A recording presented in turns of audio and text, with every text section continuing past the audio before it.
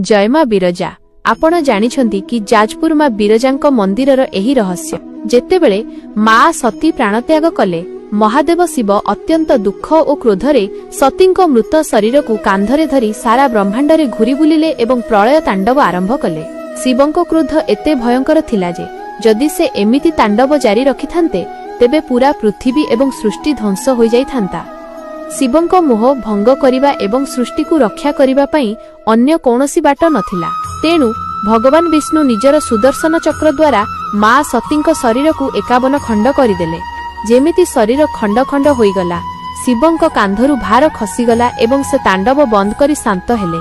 सेही फंधटी खंड पृथ्वीर जेउ जेउ स्थान रे पड़िला सेठारे गोटिए गोटिए शक्तिपीठ सृष्टि हेला। ता भितरु मांक नाभि पड़िथिला जाजपुर रे, जाहाको आमे आज मां बिरजा भाबे पूजा करूछु।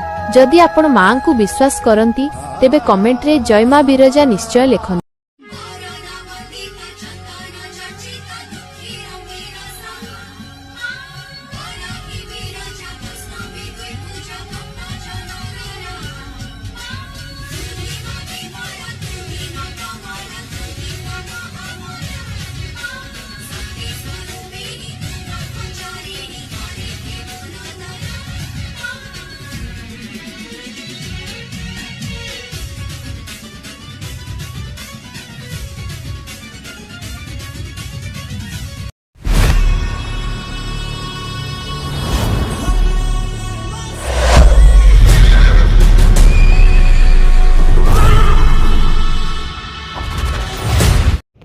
फाइनली आम बिरजा मंदिर पहुँची गलु।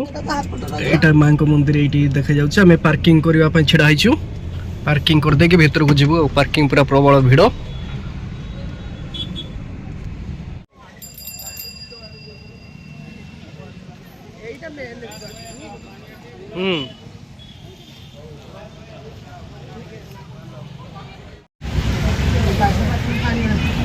ये गुड़ धोवा व्यवस्था अच्छी। पेनटा टेकी गुड़टा धोईदवा।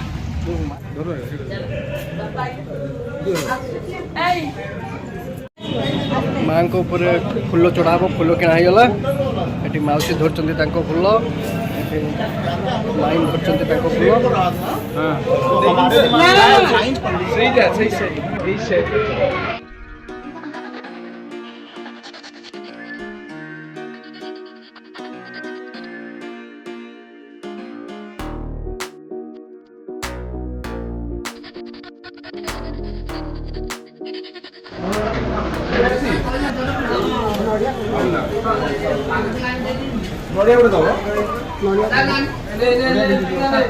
এটা ভোগ দোকান। ভোগ কিনা চলছে আমার সব।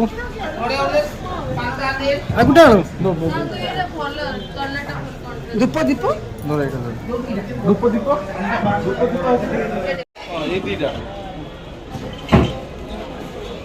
ভোগ কিনা भी সরিগলা। ভিতরକୁ ଯିବା ମାଙ୍କ ପୂଜା ପାଇଁ।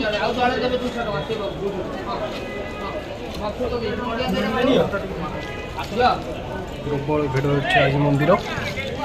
आज मंदिर प्रबल भिड़ अच्छी।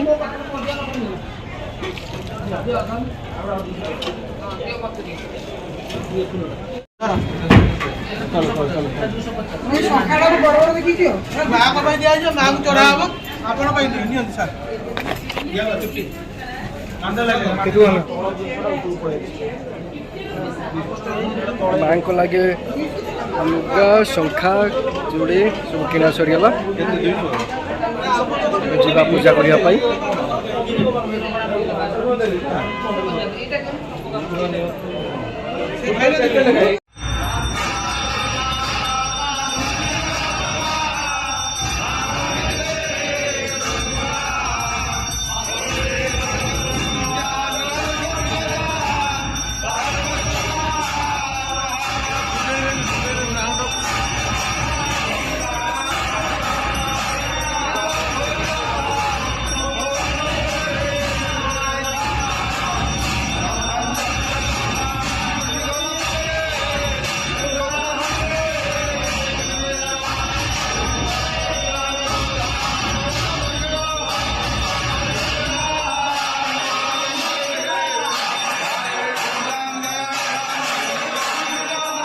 ଯାଜପୁରର ଅଧିଷ୍ଠାତ୍ରୀ ଦେବୀ ମା ବିରଜା ଶକ୍ତି ପୀଠର ଶାକ୍ତ ସ୍ୱରୂପିଣୀ ମା ବିରଜା ବୈତରଣୀ ନଦୀ କୂଳରେ ଅବସ୍ଥାନ କରିଛନ୍ତି। ପୁରାଣ ଅନୁସାରେ ପାପରୁ ମୁକ୍ତି ପାଇଁ ଯେତେବେଳେ ବ୍ରହ୍ମା ବୈତରଣୀ ନଦୀ କୂଳରେ ଯଜ୍ଞ କରୁଥିଲେ ସେତେବେଳେ ମା ବିରଜା ସେହି ଯଜ୍ଞ କୁଣ୍ଡରୁ ଆବିର୍ଭାବ ହୋଇଥିଲେ ଏବଂ ବ୍ରହ୍ମା ତାଙ୍କୁ ସେହିଠାରେ ସ୍ଥାପନ କରିଥିଲେ। ପରେ ଯଜାତି କେଶରୀ ଏହି ମନ୍ଦିରର ପୁନରୁଦ୍ଧାର କରିଥିଲେ। ଏହି ଶକ୍ତି ପୀଠଟି ଅନ୍ୟ ଶକ୍ତି ପୀଠଠାରୁ ଭିନ୍ନ ଅଟେ, କାରଣ ଅନ୍ୟ ଶକ୍ତି ପୀଠରେ ଦେବାଦେବୀଙ୍କର ସମ୍ପୂର୍ଣ୍ଣ ଶରୀରକୁ ଭକ୍ତମାନେ ଦର୍ଶନ କରୁଥିଲା ବେଳେ ଏହି ଶକ୍ତି ପୀଠରେ କେବଳ ମାଙ୍କର ମୁଖ ଦର୍ଶନ ହୋଇଥାଏ ଏବଂ ଏହା एकमात्र शक्तिपीठ ଯେଉଁଠାରେ ପିଣ୍ଡଦାନ ହୋଇଥାଏ, ଯାହାକୁ ନାଭି ଗୟା କୁହାଯାଏ। ଏଠାରେ ରଥଯାତ୍ରା ମଧ୍ୟ ହୋଇଥାଏ। ବର୍ଷକୁ ଥରେ ମା ସିଂହଧ୍ୱଜ ରଥରେ ବସି ନିଜ ମନ୍ଦିରର ପରିକ୍ରମା କରିଥାନ୍ତି।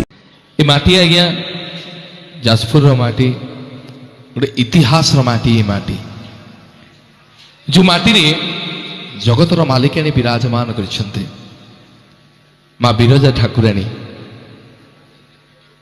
ଯେଉଁଠି ମା ବିରାଜମାନ କରି ଭକ୍ତଙ୍କୁ କଲ୍ୟାଣ ପ୍ରଦାନ କରନ୍ତି ଏବଂ ମାଳିକାର ଶେଷ ପୃଷ୍ଠାରେ ମଧ୍ୟ ମାଙ୍କର ବର୍ଣ୍ଣନା ଅଛି।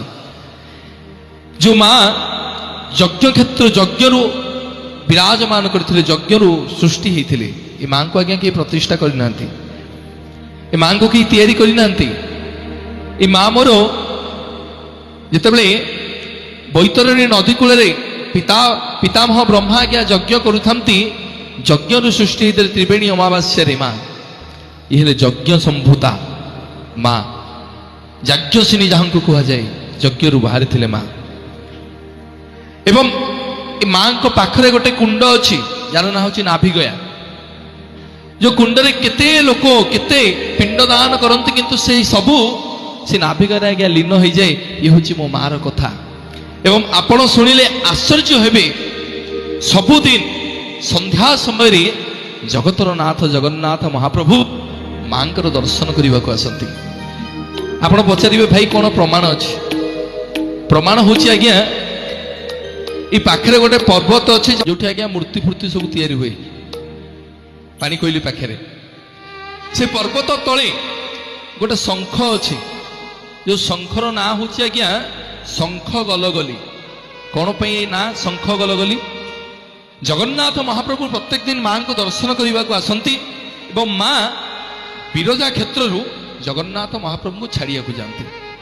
ସେ ଶଙ୍ଖ ପାଖରେ ମା ଏପଟେ ରୁହନ୍ତି ବିରଜା କ୍ଷେତ୍ରରେ ଏବଂ ପ୍ରଭୁ ଯେତେବେଳେ ସେପଟକୁ ଯାଆନ୍ତି ମା ପଚାରନ୍ତି ପ୍ରଭୁ ଗଲ? ପ୍ରଭୁ କହନ୍ତି ହଁ ମା ମୁଁ ଗଲି। ସେଇଥିପାଇଁ ସେ ଶଙ୍ଖର ନାଁ ହଉଛି ଶଙ୍ଖ ଗଲଗଲି।